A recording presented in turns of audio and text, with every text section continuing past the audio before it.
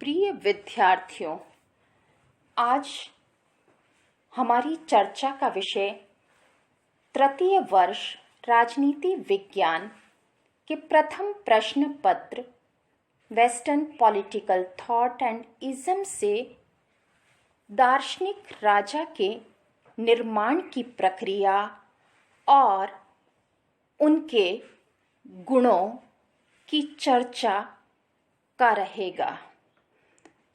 प्लेटो अपनी शिक्षा पद्धति द्वारा दार्शनिक शासक का निर्माण करता है। 20 वर्ष तक की प्रारंभिक शिक्षा की अवधि में व्यायाम और संगीत के द्वारा उसके शरीर और मन का विकास किया जाता है। 20 से 30 वर्ष तक विभिन्न विज्ञानों के द्वारा उसके विवेक को विकसित और उसे सत्य की ओर उन्मुख किया जाता है। 30 से 35 वर्ष की अवस्था के बीच गणित, न्याय, तर्क और दर्शन की विशेष शिक्षा तथा द्वंद्व और दर्शन पर विशेष शिक्षा द्वारा सत्य का ज्ञान प्राप्त होता है। परंतु शिक्षा यहीं पूर्ण नहीं है। आगामी 15 वर्ष तक अपने सैद्धांतिक ज्ञान को व्यावहारिक रूप में परिणत करने के लिए उसे संसार की पाठशाला में विचरण करना पड़ता है। इस अवधि में सोने की भांति उसे अग्नि में तपाया जाता है, जिससे भविष्य में शासक बनने पर वह भ्रष्ट और खोटा न प्रमाणित हो। यहाँ तक कि उसे कंचन और कामिनी के मोह से भी वंचित कर दिया जाता है, ताकि वह धन लोलुप, स्वार्थी और आसक्त न बन सके।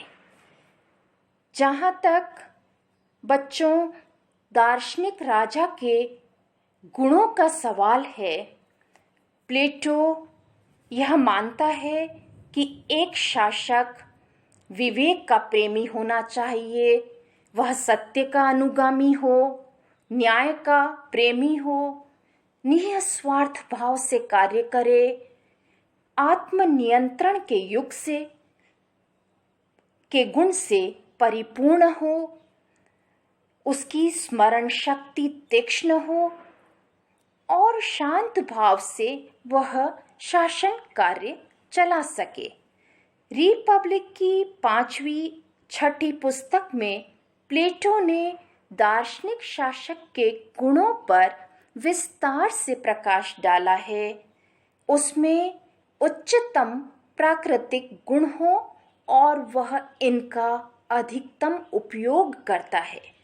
वह सत्य का अन्वेषक है और तब तक अपना प्रयत्न जारी रखता है जब तक उसे सच्चा ज्ञान प्राप्त नहीं हो जाता। उसमें तृष्णा और इंद्रियादिक विषयों को भोगने की लालसा नहीं होती। उसमें सुंदर आत्मा के सभी गुण होते हैं। उसे न्याय, सौंदर्य और संयम के विचारों का तथा परम सत्य के विचार का ज्ञान होता है। उसे प्रदत्त शिक्षा द्वारा मानवीय जीवन के अंतिम प्रयोजन और कार्यों का ज्ञान होता है। इस प्रकार का ज्ञानी और गुणी व्यक्ति ही प्लेटो की दृष्टि में शासक बनाया जाना चाहिए।